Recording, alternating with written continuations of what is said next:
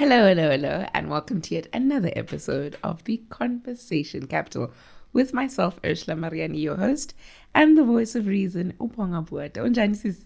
Ngiyaphila sis unjani? Ngiyaphila. How's Asa? Asa is amazing. She's doing well. And she's growing. She really is. That's absolutely lovely.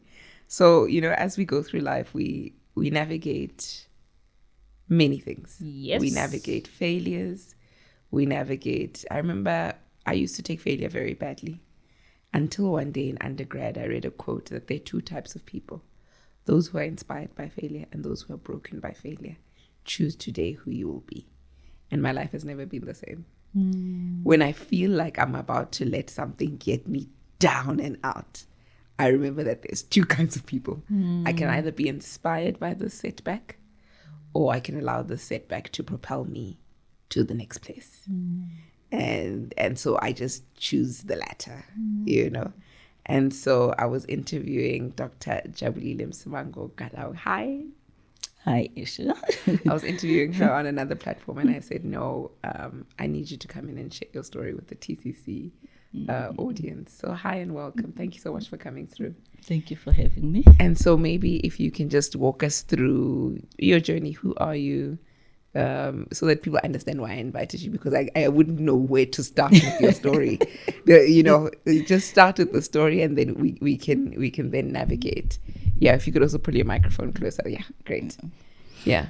Okay, yeah. So Jabulile is my name that my parents gave me. Dr. J is my name that I gave myself using Jabulile. So it's a brand. And I'm originally from Mpumalanga, a small village called Mahushu. I grew up there, did my matric there. The only time I left the place was when I had to go to varsity.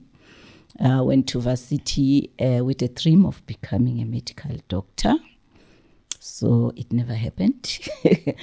And ended up doing BSc. Which is, I always call it that degree that they throw everybody who's not good enough to get into the medicine. So they threw me there, but it ended up being good after all. And then I ended up majoring with statistics. So I'm a statistician by profession. And then the journey started, it unfolded, and today I'm an academic and an entrepreneur. The story in between, we can talk about it. Yes, the story in between, we'll get to it. And so it was on the Research Bay podcast that I was interviewing her, and I commended her to say, of all the academics I've brought in to chat to, none of them highlight the not getting into medicine and ending up in BSc. And I think the words that you used were matric had me or something like that. Yeah. And it doesn't happen very often when people succeed, that they paint a story that is real of what that journey looks like, and I want to get to, now when you move over to the academics, but let's start, with your journey in varsity. You graduate, you go into statistics. What makes you say, I want to go into entrepreneurship? What did you go into, and how did that go? Yeah, so I got to the University of the Free State, excited to become a medical doctor. As I say, ended up in BSc. First year BSc showed me flames. I failed 50% of the modules, which meant my dream of starting medicine second year after doing my first year BSc then started being very faint. And from there, then I decided, okay, I'll stay with the BSc. Then I had now to decide what I major in. But because the first year was so bad, and I used to think I was a very intelligent student, because at high school, primary school, I was always on top three, if I'm not number one. So I had this big head that, I'm it. And varsity said, you are not it. So when I got there, then the BSc, a lot of the modules, as I said, I failed first year. Now I had to start deciding which modules I'm going to choose. It had nothing to do with my career ambitions. It had nothing to do with all that. It had everything to do which modules I was passing. So stats was one of those that I was doing well, getting distinctions in, so I picked it. And then I ended up doing a master's in statistics. And then when I completed, then ESCOM came to the university looking for the top students to get them into their graduate program. And then I got my first job like that. Started working in Cape Town as a statistician. Was there for about 6 years or so, and I got bored. I enjoyed the first 2 years or so, but I went there with the mind that I am going to change the world. I'm a statistician, gonna do all this analysis, and we're gonna change how we run the dams and all that kind of thing, because I was working for ESCOM Peaking Generation. I had a very nice boss, very old white man, and it was 2 of us that they recruited us, and it was the first time that they have statistician. And we'll do all this analysis and give to him, and he'll say, my kids, we've been doing this thing this way for so many years. And you will put the stuff aside. And then I started getting bored, because now it meant that by 12 o'clock or so, I'm done with my work for the day. So what do you do? Because, it's unlike now where we've got flexible hours, you can go home or whatever. You have to sit on that chair until 4 o'clock. Then what do you do? Then I started playing around the internet and checking stuff. And then the idea of starting a business then came about.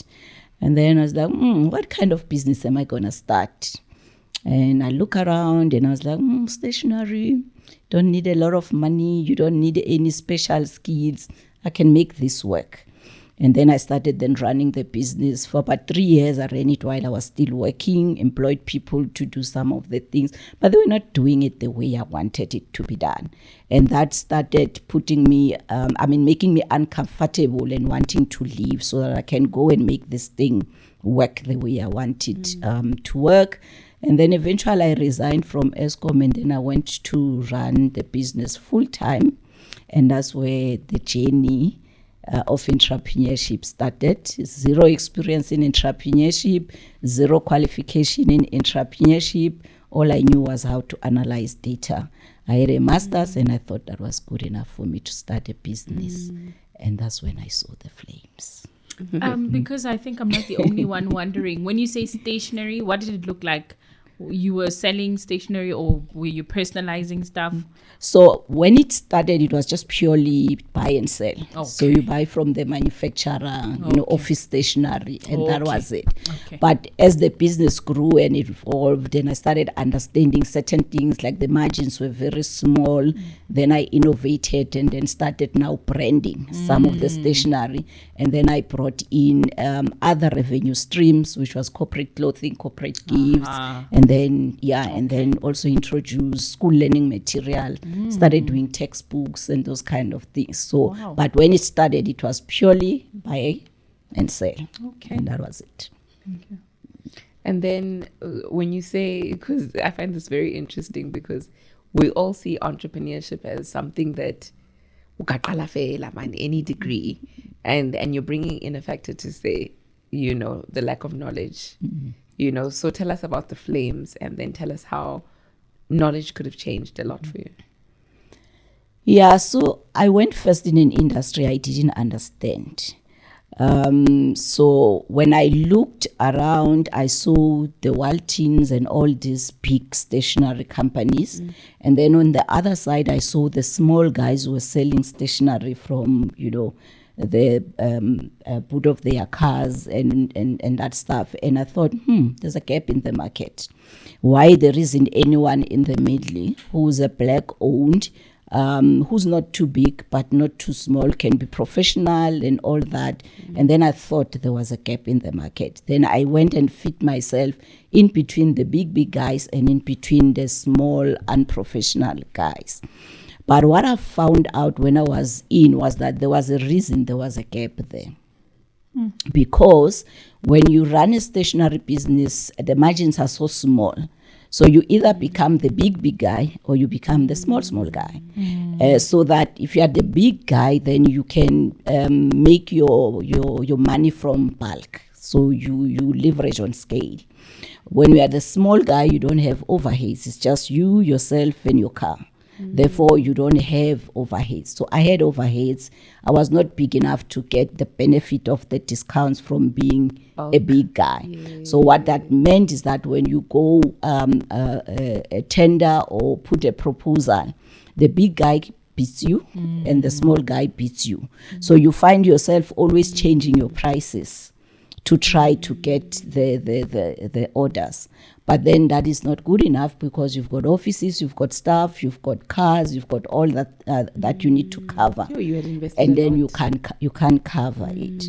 So what that meant is that because when I left ESCOM, at that time there were no two-pot system. I took all my money and I invested it in the business.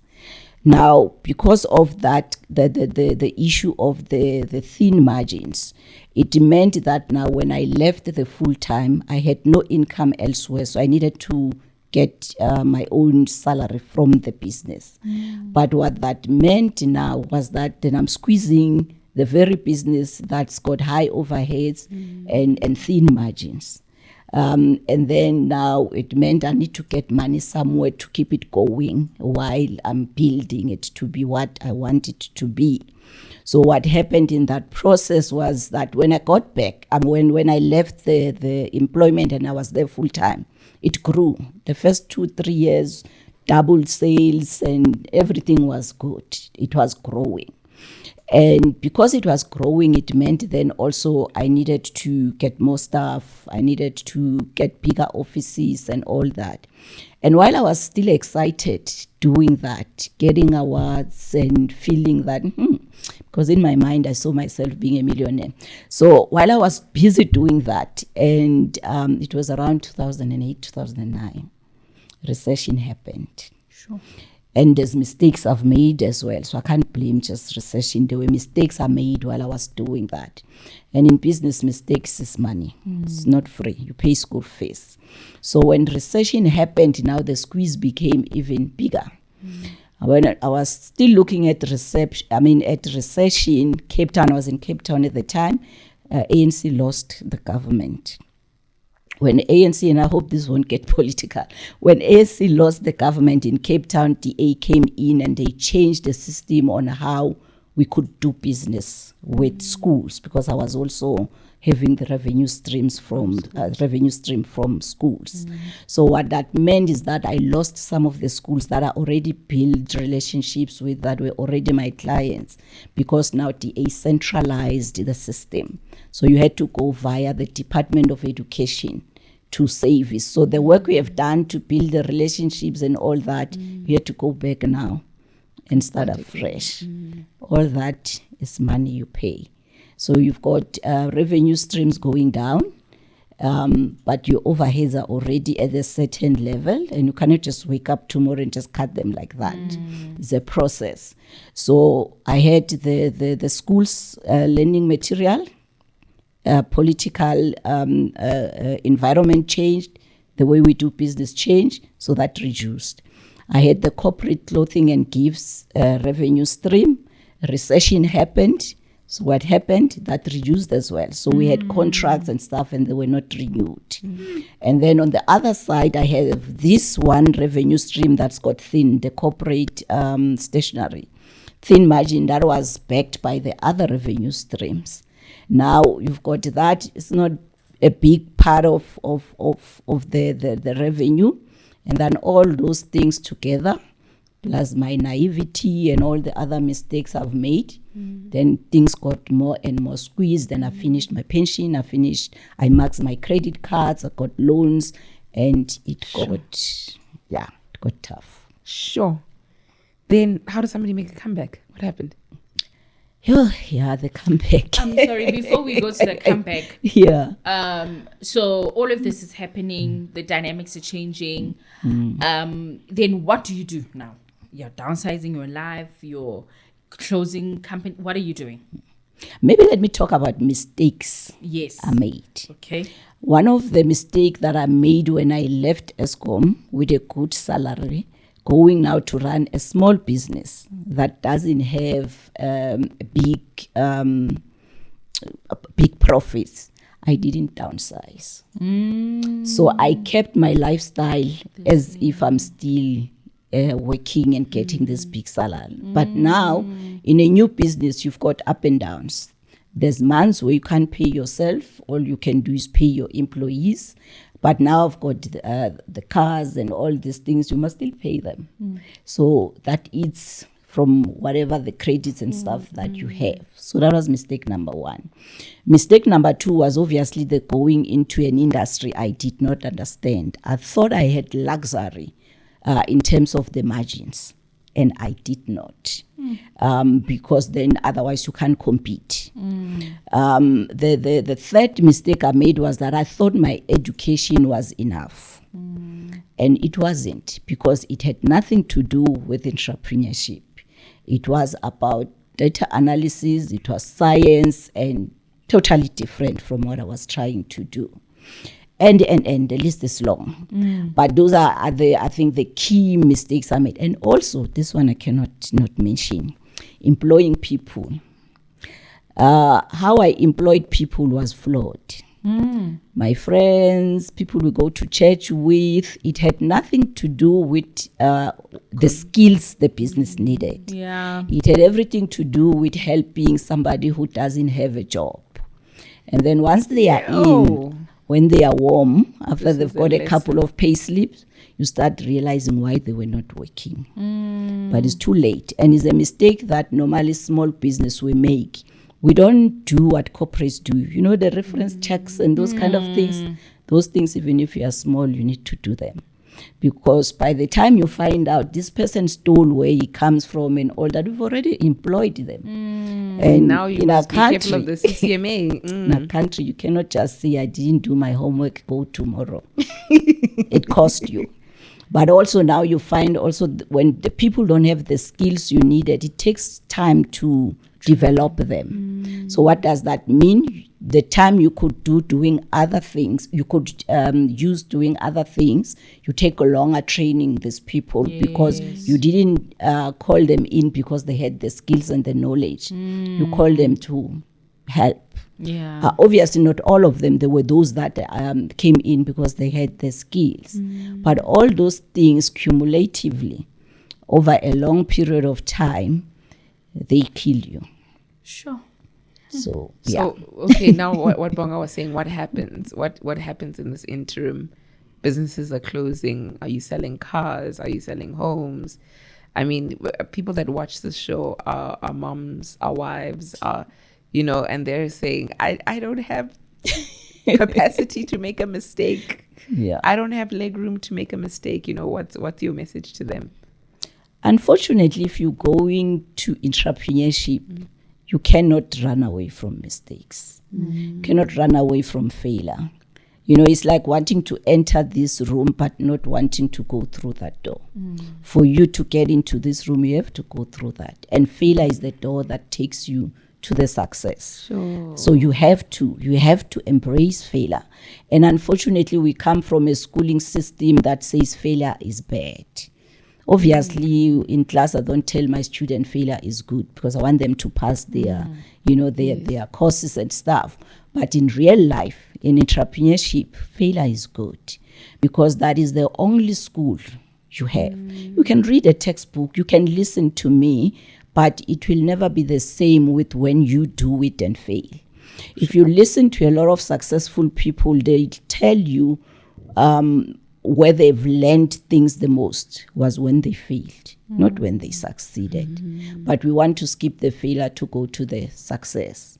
And the nice thing with failure is also in that process, it builds your character. You learn, you grow. But it's not like it's going to be a nice, feeling that, yes, I'm failing, I'm getting to the success. No, it's painful. It's painful. It's so painful that I started getting sick. So the first time I knew what was a migraine was when I was running the business because there was just too much pressure. So your mind is always working. You've got somebody you are owing, you don't know how you're going to pay. You've got this department didn't pay you on time. Tomorrow is month end, you must pay your employees. And we are always figuring things out. And at some point, I think my brain just said, we had enough of you. And it just shut down. And unfortunately, at the time, the issue of mental health and wellness. It was not a buzzword like it is now. So you go through that stuff without even knowing that actually my mental health is not up to scratch. I'm depressed. You don't know. And you keep on going to the doctor, and the doctor gives you an injection to sleep for a day and tells you you need to take a break. How am I going to take a break when I've got so many people I owe, when I've got this business that I need to? So after the injection wears off, you are up again, you are chasing. And that thing, it keeps adding up and adding up and adding up. And at some point, your body just can't take it. But for me, the turning point, you asked about the turning point was one day when I had to, so things went wrong. At some point, I got some partners, a white company that was looking for a black company that they could support for enterprise development. At that time, BE was a big thing. They needed this to improve their scorecard. And Social Capital Network, somebody connected me to them and all that, and we aligned. They need to improve their scorecard. I need cash injection, and they were willing to put a cash injection in. And we started the conversations, drafted some agreements and all that. But at some point, as they started getting to understand the business, they suggested that we bring another stationery company so that we can address the issue of bulk. And at that time, the agreement was signed, but not like fully complete. And we changed bank accounts so that, because then they became shareholders. So they were 49, I was 51% shareholding. And then when they came in, then now we started working. The money started coming in. They put in some capital and things started happening again. But then at some point, then when they realized we need more than just money in, then we agreed that they will bring this other guy that they know that runs a stationery business. He was more on the white schools, I was more on the black schools, and combined it was going to give us the bulk. And then when now the guy came in, where things went wrong was when we had to agree on the shareholding. So they had 49, I had 51, and I was holding on to the idea of keeping my majority shareholding. But now when they were bringing in the guy, when the conversation about shareholding started happening, the idea now was that the guy was going to get 10% for bringing in his part. And that 10%, then they wanted it to come from my 51, not from their 49. And then we couldn't agree on that. And then that's where the problem started. Because I was so, I had so much conviction that I want to keep the majority shareholding. But I had a blind spot that 51% shareholding is worth nothing if they pull out. And then, things got ugly, and then we ended up not continuing. And remember now, when that happened, one of the directors from their side was the signatory. In the bank account, are still at debt with suppliers and stuff. We haven't changed that. So when things fell apart, I was still surety, the one who was holding surety with all the liability, but we were together holding, the ownership on the asset side of things. So when things fell apart, then it got even more ugly. Because now it meant I'm alone, I'm responsible for the debt, but I cannot use the bank account and all that because now there's another company that we have joined together. And then it ended up then falling apart. But there's a long story in between. We can't make the whole story in the time we have. But I've captured my whole story in my book, Dear Mr. Entrepreneurship, that gives the details, like, blow by blow in terms of what happened and all that. Because it was a journey of like 6 years, so we can't cover it in 20 minutes. So the turning point happened so after that partnership didn't work out, then I decided I'm going to start again and run on my own. And then I registered now a different name because now that name had other people and I couldn't trade because we couldn't agree. We ended up taking each other to court. We couldn't even resolve that because I didn't have money for lawyers and stuff. And then the thing just fell apart. So after that, then I decided I'm going to start afresh. Then by that time, I've let all my employees go and all that. And then when I decided I'm going to start afresh, there was this potential client that was going to give me a very good contract to get started again. So I was the client was potential client was in Worcester, so I went to meet this client. Sorry, just before we move forward, when you speak of the blind spot, and I do want to continue with the story, but when you speak of the blind spot, just a side question: would you retrospectively have given the 10% from your share 51. now? I think I would have, knowing what I know now. I think the business will still be there. I hear you. I hear. It reminds me. I think it's Jay-Z, who said you'd rather have 10% of $1 billion organization than 100% of an organization in debt. Yeah, Something I like ended up that. with 100% of nothing Yes. instead Yes. of 41% of of something. Yeah. And I know sometimes people will cheat you when you're desperate for money.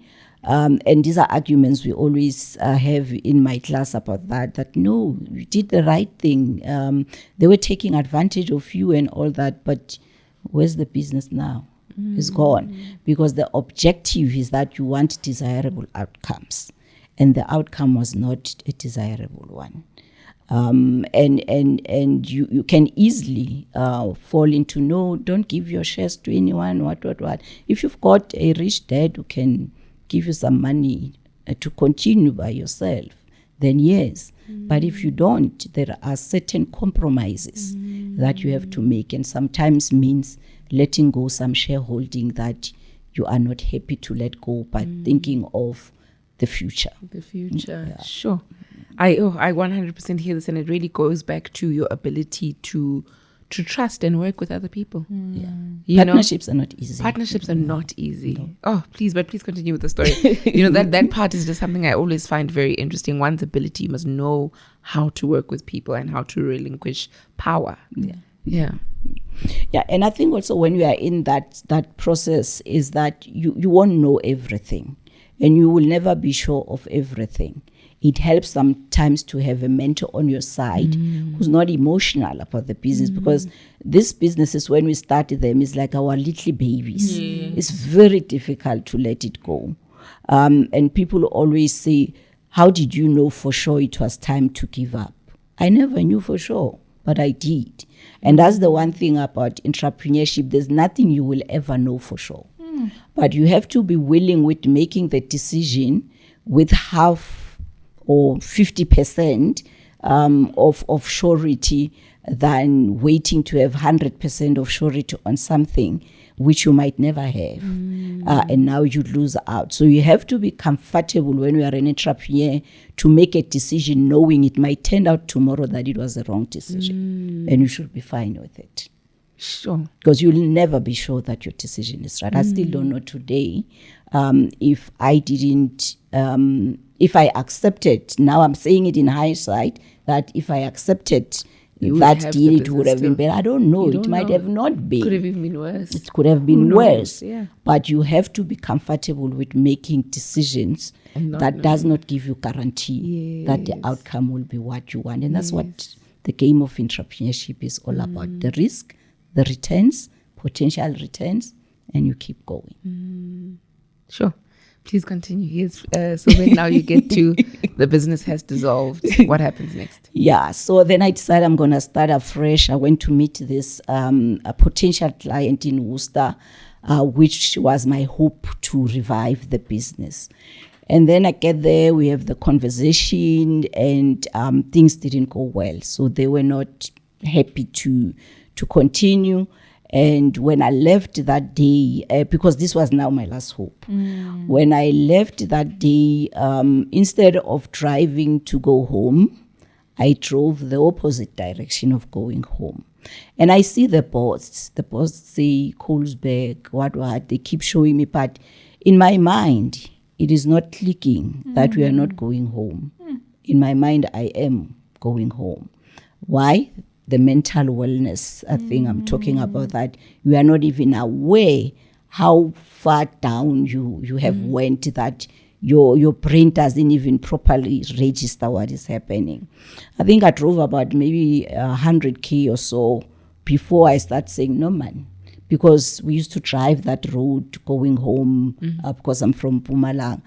At some point I was like, no man, why am I not arriving? I'm supposed to have been home by now. And then that's when I stopped, I parked at the garage, and then I collected myself, cried a bit, realized what is really happening. My last hope of reviving this thing is gone. And then I got in the car back, and then I drove home. And that day when I got home, I asked myself a couple of questions. And I asked myself, are you ready to give up? And the answer was not sure. And then if you are not giving up, do you have an idea how to save the business? The answer was no. Do you still have your entrepreneurial spirit to get started again? And the answer was no. Do you know where you're going to start, then to start afresh? And the answer was no. And I asked myself a couple of questions, and there were a lot of no's. And that was the day that I decided that it was not worth it. And at the back of my mind, the loudest voices I was hearing was motivational speakers saying, never give up, never give up, never give up. But I never give up and do what? I don't know. And then I was like, this is the time that I am comfortable with giving up. And I'm not giving up on myself, I'm not giving up on my dream, but I'm giving up on this specific baby because I don't know how to save it. And that day, then I started the process and decided, nope. I closed it. I was still left with one employee who was a driver, and I told him, Mike, we have to call it a day. And then that was it. Because now my life was, I was running away from everybody I was owing. Sure. Even the car I was driving, I had to make sure that the bank doesn't find me. And it was just crazy. But at the time also, I must say that my partner was very supportive because then he said, no, take a break. And he took over all my financial responsibilities and stuff. And then I went back to the market and started looking for a job. And luckily, I had a skill that was not it was a scarce skill as a statistician. Though at the beginning, you go to interviews and they ask you, what have you been doing in the last 5 years? And you say, I was an entrepreneur, and they say, we'll call you. And they never call. But one day, because when you have lost all hope, you try anything. One day, so if you are young enough, you will know, it's Youth Month. If you are young enough, you will know there was a time where Sunday Times used to have at the back of their newspaper, Career Junction. So every Sunday I would buy Sunday Times, go through Career Junction, look at jobs, apply. All I could do, just apply. Because at the time starting another business was not feasible. I didn't have the resources, the energy. I needed to look after my health and those kind of things. So I was looking for something to give me a bit of a break.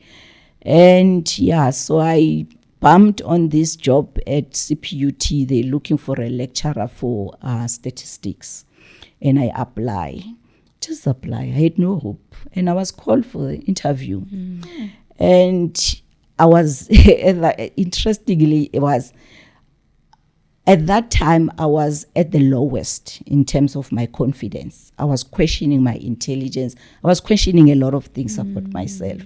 But I went to this interview. So that day, if you talk about fake it till you make it, that day my confidence was faked. Everything was faked because inside I was bleeding and dying. But I went and then I got the job. I've never lectured anybody. The only thing I could remember was when I was a student, how I was lectured. But I had to put the work and start asking people and start preparing myself, because the one thing I hate is to be incompetent. And I spent the time and I started lecturing. And that's in when which faculty? It was environmental. I can't remember the full name, but it was environmental something. And I forgot the you were full. lecturing statistics? I was lecturing statistics. And interestingly, that's where I found my passion. Sure. Out of failure. And I started lecturing and I realized I enjoy it. But as I was there, then I realized also having a master's in the academic space is like having matric. And that's when I decided I'm going to do I tell people this all the time. Masters means nothing if you're in academia. Yeah. Then I started then checking to register my PhD. But because of the failure now, I wanted to understand, like, I was curious about understanding why so many small businesses fail in the first 3 to 5 years. Because I was the stats now. I was part of that 90%. So then I registered my PhD. By that time, it was 2011. And then 2012, I moved to Joburg. Also running away from the bank and stuff. I moved to Joburg, and then I started my PhD, and then I went back to corporate. Then I got employed as a risk analyst, and then, But eventually the bank found me. You know, when you get a job, you know that TransUnion thing? Yeah. Then they tell where you are working. One day I get called there, and they say, hey, Chablide, there's somebody at the reception looking for you. And then I go downstairs, I find there's a sheriff with summons. They want the car. And I had to make arrangements because now I was working and stuff. But eventually I managed to pay all the debts that I made then and got the energy to start again in 2015. So I'm in my second business now. Actually second and third, because we also have a NPO that we co-founded with some of my partners. So that's where I am now. Sure. But without the failure, there will be no PhD. Without the failure, I wouldn't have gone into lecturing. Without the failure, I wouldn't be a public speaker. Without the failure, I wouldn't be a coach. Without a failure, I wouldn't be a lot of things. Even now, the fact that you're in second and third business, without the failure, so they wouldn't be there. They wouldn't be there. And they probably would have failed already because I wouldn't have the knowledge that I have now. What I find very interesting is doing your PhD in something that, you know, people say passion. There's a woman that I know whose son is autistic, and she's gone into research around autism. And often I say the way academia can be so difficult, research can be, it needs to be something you're genuinely passionate about. So hearing that, to say I went and I researched to say, actually, you know, why did I fail? And you did a whole PhD of it, you know. PhD, and I still don't know why I failed for that matter after the PhD. Yes, because I remember asking you to say, okay, now that you know these mitigating factors, do you think, you know, business is easy? Then you said, no, business is still very difficult. It's never easy because the environment changes. The problems you need to solve are changing. A lot of things change. They change every day. People talk about a VUCA world. So you will never use the exact formula you used then, now. But what it gives you, what the PhD gave me and that experience gave me, is some pointers, the things that I need to watch out for, because in entrepreneurship there's just so many moving objects. But it gives you some guide, the things that you need to start paying attention to, so that you don't repeat the same mistakes. But doesn't mean you won't make new mistakes, but it just reduces the likelihood of failure. And may I ask what businesses you've gone into now? So now it's consulting. Okay. So I do I support. It's a couple of things. I support entrepreneurs. That's where it started. It started purely from my pain to say, let me help other entrepreneurs not make the same stupid mistake I made. And then I started mentoring them. But in the process, then I realized, hey, these entrepreneurs don't want to pay. And then that's when then I pivoted to also bring in coaching. Then I brought in executive coaching and business coaching.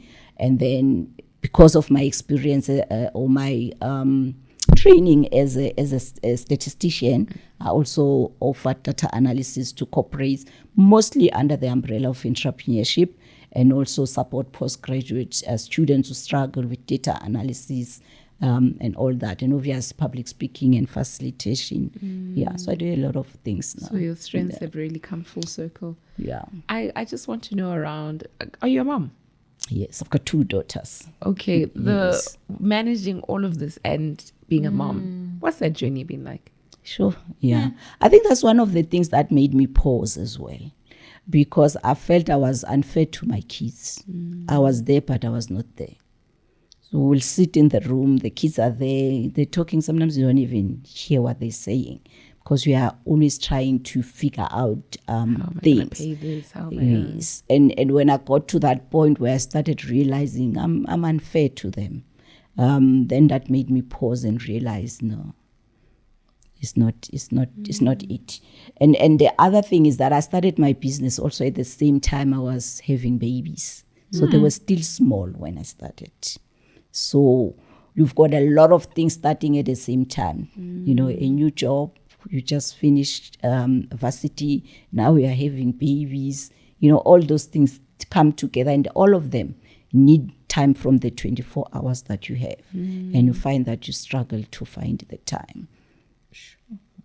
Sure, yeah, because I always think adding the story that you're telling is of somebody who doesn't have kids. You know, so that added layer, you know, because I found that it really stops a lot of women from going ahead and pursuing certain things. But I guess you really managed to do a great juggle of being a mom and still really going head first for your dreams, because that's what it is. Yeah. You know, Sacrifices that are there, because even now I cannot say I spend the amount of time I would like to spend with my kids. And I think as moms, because before moms, you used to be a mom full time, I don't think we will ever get to that point where you are 100% happy with the time you spend with your kids and your family.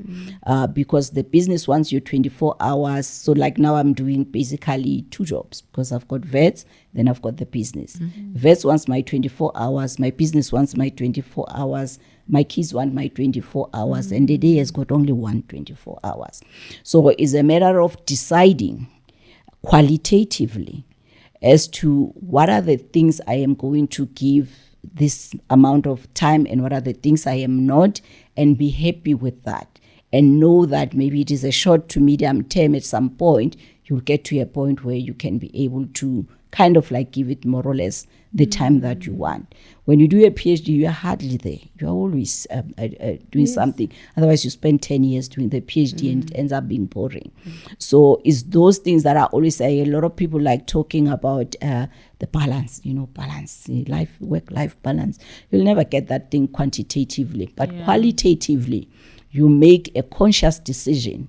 I'm going to give my business less hours, or I'm going to give my kids less hours, but I know how I'm going to make up for it. And in that way, then you have to be very intentional about your time. You can't just play with your time, because otherwise you cannot just sit on Netflix for the whole day, because then there are other important things that we have made the decision to give less time. And you need, for you not to feel guilty, you need to be able to justify why you are giving it less time. Given wishes his mic was on right now. Yes. I actually like it, because at the end of the day, when you spend time doing something, you're taking away time from something else. Those are the facts, whether people want to admit it or not. And normally your family and your friends are the one that suffer. I don't know how many people I keep on saying, we'll do that coffee. So now I'm doing my master's as the other thing. Then I always tell them, we'll do the coffee when I'm done with the master's. Because you have to sacrifice something. And there is the assumption that my friends are not going anywhere. There's no due date to meet them, but there's a due date for the masters. So you decide on those things. And people talk about rubber balls and glass balls. And at the moment I decided the masters is a glass ball that I've dropped so many times I can't drop now. But my friends can be rubber balls. I can explain to them. I'll see them. So there's something that's going to suffer. Something's going to suffer. True. This is really true. And in the world of academia, a lot suffers. Like you said, when you're doing a PhD, I know a lot of academics follow because I'm doing a PhD and can relate to. There's never a time where you watch even one episode or something without feeling guilty. Everything feels like I should be typing a paragraph. I should be reading a paper. I should be, because it's such a long, continuous, tedious journey to go through. So I hear 100% that. And that's where you give yourself the permission When you've given yourself the permission that today I am going, so in my life I've got those things that I call sleeping days, because we don't sleep much when we're academics. And I've given myself a permission that now and then I will have a Saturday that I call a sleeping day. Because I've given myself the permission, then I don't feel guilty.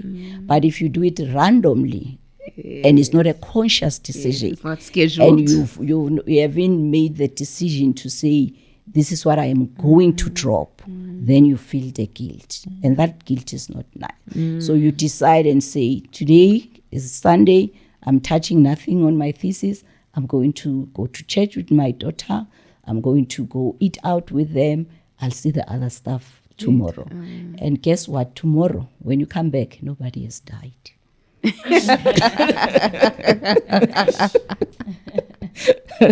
In as much as it feels like somebody's gonna die, but you learn over time.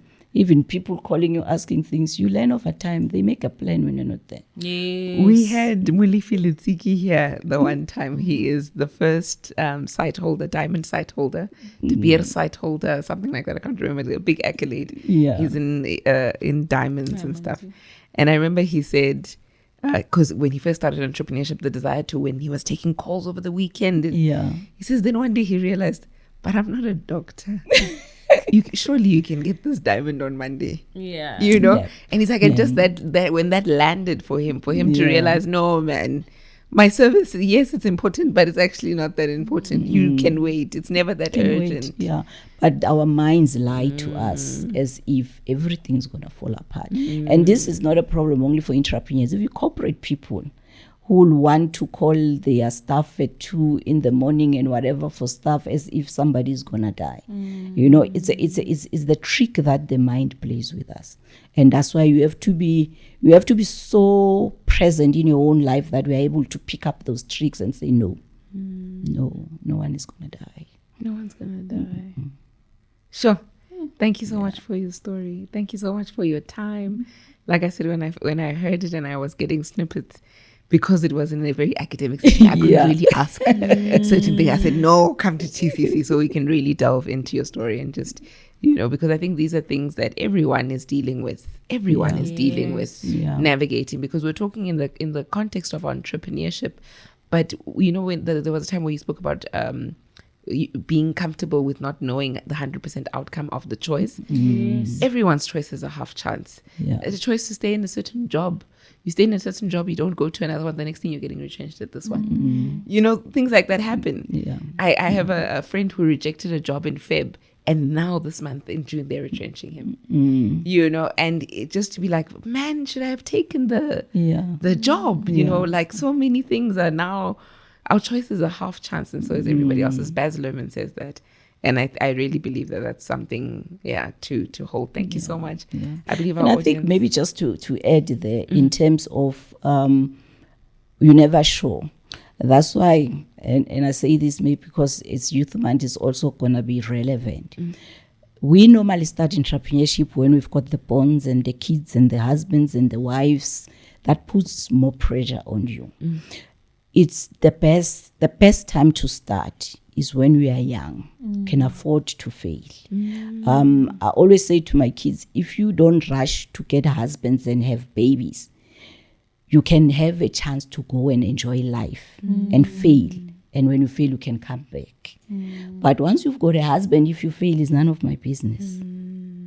It's between you and your husband. So I normally say, as young people, we rush for the liability decisions than for the decisions that are going to put us in better places to deal with those things. So if you are young, the best time to start entrepreneurship is before the marriage and the kids and the stuff. Because when you fail, it's only you. Yes. I know some of us, because of our background, we've got our parents as well. But it's better than when you've got other people that are your dependents. That then when you fail, it's not only you affected. So like our young people, they sit, they wait for jobs and all that. Go and solve a problem and make money and fail. By the time you get to 40 or whatever, you failed enough, you're already in your success phase. I mean, we've talked about it in previous episodes to say, me as somebody without a husband and kids, I can blow my last money, come home and eat bread and eggs, and it's fine, you know. But if you've got a child, It's a different story. you know, Given was saying that he misses simplistic life where he could make putu namasi the whole week and life will go on. At the end of the day, you've got the sneakers, you want, you know. Yeah. But once you start having dependence, these are things that you need to consider. So, And but it's the that's same for business, for starting a business. Start early. Start early. Fail We didn't have the early. exposure because we thought the only thing we could do was being employees. But now there's so much info there that youth know there's an option to be an employer or employ yourself. There's no point in just sitting and waiting for jobs and rushing for other things when you can focus on building yourself so that you give yourself enough time to fail. Because you need the time to fail. And you know that mindset change is so important. There's a book, Rising from the Township, Dr. Stephen Zwane, where he speaks of entrepreneurship being an important liberating factor in our society, in the sense that we need to get to a place where we aren't looking to government to make jobs. We aren't looking, you know, we always joke about Cyril's economy, where you aren't looking at this economy to make things for you, but you look at entrepreneurship as an option.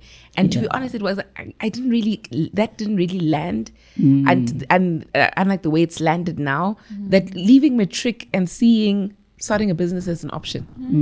You know what I mean? Like, it really isn't an option like that. You know, we see it as this almost secondary thing for the brave. For something that must happen while you're sitting somewhere. Yes, organically. You don't and think about it as something you can plan. You can plan and pursue and be intentional. I remember there was a friend, I'll tell you which friend, Distinguished Living, Buiteko, Yes. who went to school and she studied business. She's always known and I remember when she said that when we were in school, I was like, who plans like that? Like, you do accounting and then maybe you'll pivot into business. But there's some people that really have a really good mindset, and it's a mindset that we need in this economy. There aren't jobs, you know. So the idea that entrepreneurship can actually be this liberating thing for not just yourself, but because you employ 5 people. Let's say it's a nice small business. Those are 5 families that can look towards the source that you've created. It changes life. It does. When you get it right, it changes so many lives. So many lives. I've seen it. It changes so many lives. Sure. Thank you for your time. Thank you for your wisdom. Thank you for your wise words, Bonga. Is there anything you'd like to share? Are you good? Guys, that was today's episode of The Conversation Capital. Don't forget to like, share, and subscribe. Drop your comments on entrepreneurship. How has your journey been? You know, these are things that we want to hear. For now, though, goodbye and God bless.